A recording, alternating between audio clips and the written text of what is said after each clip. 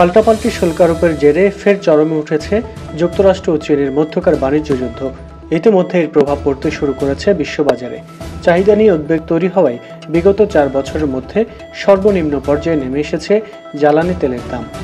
বুধবার ব্যারেল প্রতি ব্রেন্ট ক্রুডের দাম $2.38 বা 3.79% কমে $60.44 নেমে এসেছে।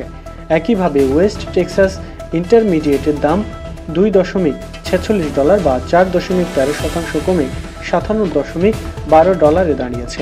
অর্থাৎ উভয় বেঞ্চমার্কের দামই কমে 2021 সালের ফেব্রুয়ারির পর সর্বনিম্ন হয়েছে।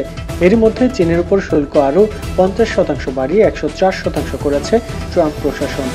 হোয়াইট হাউসের এক কর্মকর্তার বরাত দিয়ে এই তথ্য জানায় মার্কিন সংবাদ মাধ্যম NBC নিউজ।